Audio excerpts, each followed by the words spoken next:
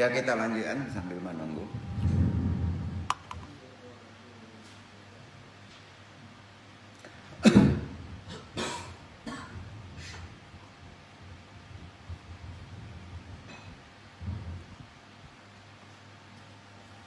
Jadi dalam proses kehidupan manusia itu membutuhkan kendaraan.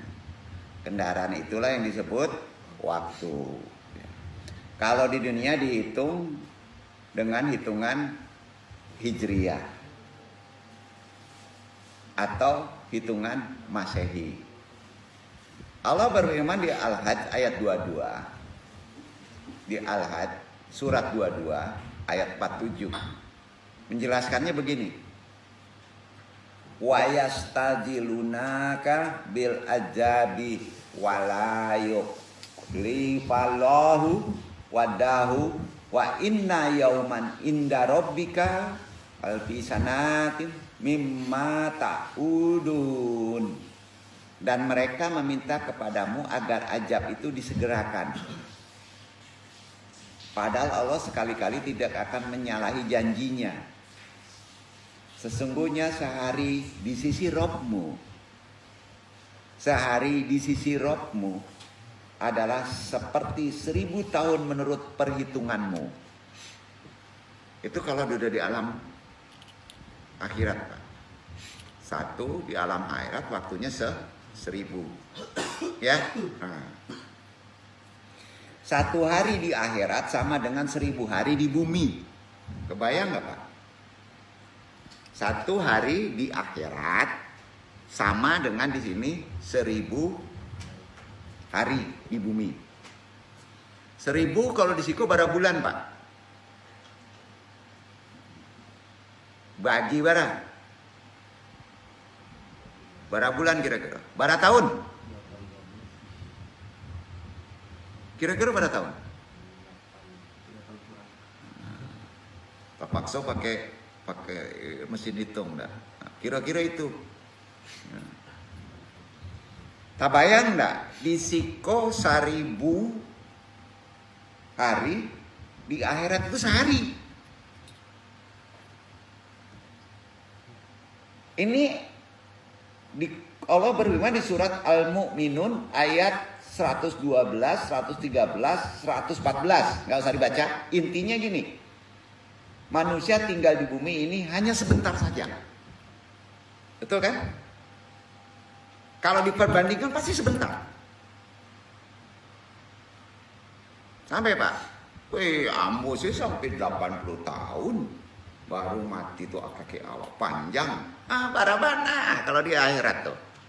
Intinya gitu karena sehari di akhirat itu 1000 di sini. Jadi intinya manusia tinggal di bumi ini sebentar, Pak. Kalau dibandingkan nanti. Sangat sebentar. Jadi dengan adanya Quran menjelaskan perumpamaan waktu di akhirat dengan waktu di bumi, maka sebagai umat manusia tentunya kita ini semua dapat memanfaatkan waktu sebaik-baiknya yang sebentar ini. Karena itu sering disebut manusia itu sesungguhnya merugi kalau tidak menggunakan waktunya. Sepakat? Nggak percaya nih Pak, apa nih? Bener tuh.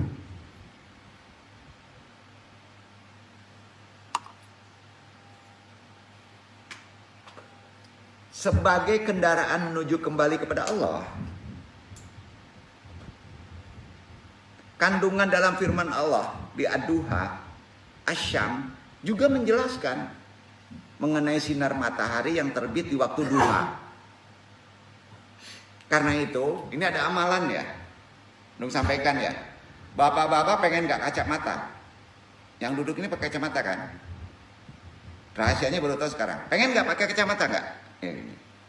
Warga Arab itu jarang yang pakai kacamata, Pak. Karena mengamalkan Al-Quran. Barang siapa yang bisa memanfaatkan sinar matahari di waktu duha, barang siapa yang bisa memanfaatkan sinar matahari di waktu duha, dia akan terhindar dari sakit mata, Jadi matahari di waktu duha, ketika warna sinar matahari masih berwarna merah, kemudian dipandang sekitar hitungan 10 sampai 20 detik. Kalau ini dilakukan istiqomah rutin, maka akan terjadi perubahan mata menjadi positif. Mata tidak akan ketemu maksiat, Pak. Dan mata tidak akan rusak, nggak belekan. Jadi amalannya gimana, Pak? 10, 20 detik. Kan ya, Malia itu kan 10, 20 detik kan nggak lama, Pak. Hitung saja. C, 2, 3, sampai 5, 6, 7, 8, 9, 10, atau 20. Orang Arab semua melakukan itu. Itu gunanya waktu duha. Nah, jadi ini sesuai ajaran Quran. Mau praktekin, Pak? Ini tabah nong. Kon tabah mana kok kacamatonya nak? Mudah-mudahan ada perubahan. Ya. Sampai makanya orang-orang tua dulu mengaji, Pak. Tak bayang enggak mengaji? Enggak pakai kacamata lah gaek-gaek. Karena ini memandang macam itu. Itu amalan. Nah, itu bukan bonus, karena terkait dengan kaji. Karena ada manfaat di waktu itu, menjadi positif mata itu. Jadi sesuai ajaran Islam, waktu siang digunakan untuk menurut Quran. Waktu siang bekerja. Nggak lalu ada, Pak. Boleh tak balik, Pak? Musang tuh namanya. Jadi kata Quran, siang itu bekerja. Waktu malam istirahat. Ya. Dong zaman kini, zaman kini kacau gitu ya, Pak. Ya. Jadi jangan heran kalau kita bermasalah dalam kesehatan, dalam iman. Iya kan? Nah, akan lebih baik meskipun malam hari digunakan untuk istirahat, tetapi dapat terbangun di sepertiga malam untuk melakukan ibadah sholat malam. Itu aturannya. Ya. Rasulullah bersabda, jagalah 5 waktu sebelum datang 5 waktu. Tadi kan sudah disebut. Iya kan? Waktu mudamu sebelum tuamu, waktu sempatmu sebelum sempitmu, jagalah waktu kayamu sebelum masa miskinmu, waktu sehatmu sebelum jatuh masa sakitmu, kalimo, masa hidupmu sebelum masa matimu.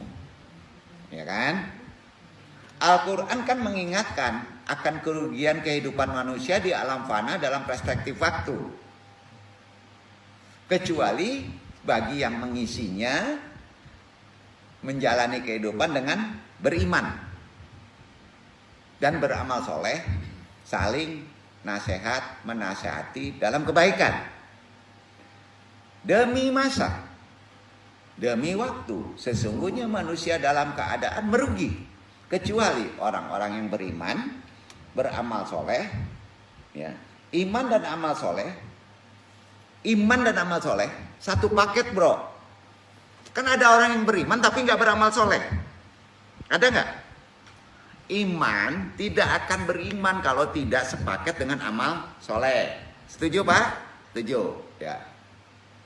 Waktu sholat ditentukan dengan acuan posisi matahari yang bisa mengubah suasana di biosfer planet bumi.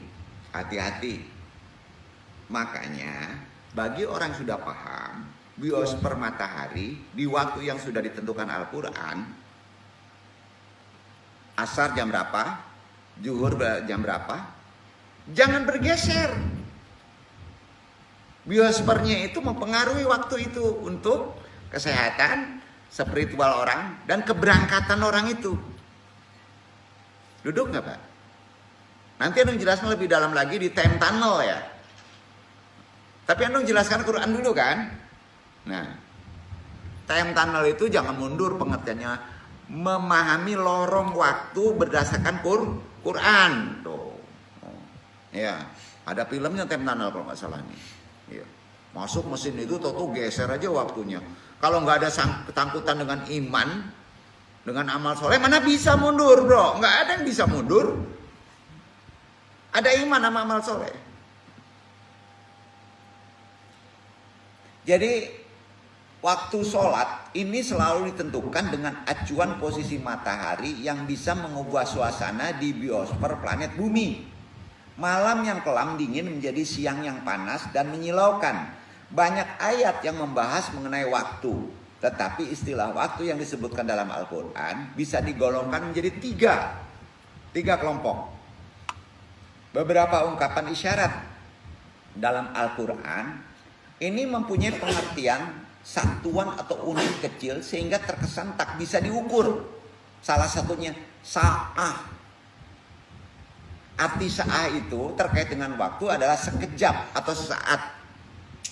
Sa'ah. Sesaat. Nah, ada waktu yang diungkapkan dengan unit yang lebih besar. Yaum. Hari. Yaum itu hari. Itu konsep waktu. Ada syahar. Itu bulan. Ada sana. Tahun. Nah, minggu dan tidak ada. Di Quran tidak ada minggu. Ya. Jadi ada isyarat waktu yang diungkapkan dengan ungkapan fenomena alam asyi.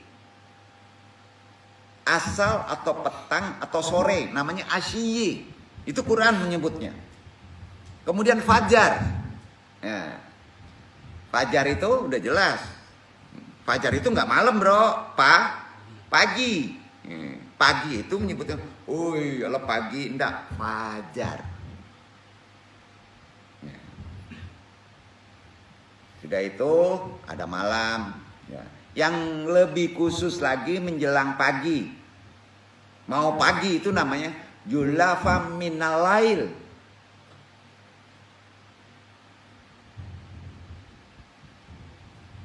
Waktu itu tanpa batasan. Yang waktu tanpa batasan ini terkait dengan time tunnel. Ya, gini. Waktu di dalam pengertian tanpa batasan yaitu sya'ah atau sya'at.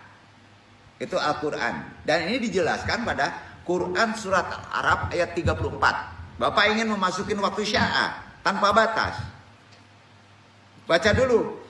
Al-Araf ayat 34. Baca.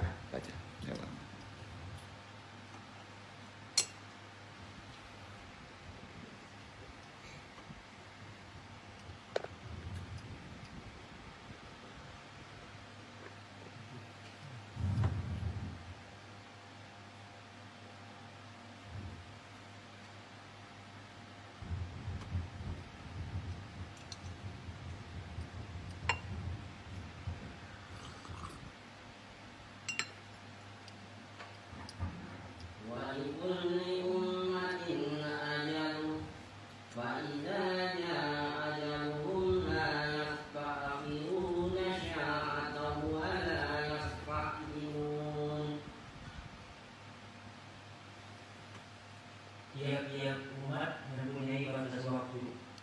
Maka apabila telah datang waktunya, mereka tidak dapat menyempurnakannya. Barang sedikit sesaat pun dan tidak dapat pula memajukan. Setiap umat mempunyai ajal atau batas waktu. Apabila ajalnya tiba, mereka tidak dapat meminta penundaan atau percepatan sesaat pun, nggak bisa. Nah, kebalikan dari ajal itu disebut sa'ah. Memotong batas. Sampai Pak? Bapak ini kan kalau pindah itu ditentukan dengan kontrak ajal, Pak. Ya. Pas kita loncat, namanya sa'ah. Nah, kalau ajal itu belum ada, ya, kita bisa loncat ke sa'ah. Tapi kalau udah ajal, kita udah di sa'ah. Bapak nggak percaya? Bapak masih kontrak ajal itu, tapi Bapak harus bisa di sa'ah. Harus. Maka Bapak bisa ngaji tambol gitu. Ya, itu kira-kira. Ya. Gimana caranya nunggu tidur? Nah, Sudah itu tidur, jangan bangun-bangun Pak, gitu. Kira-kira gitu deh.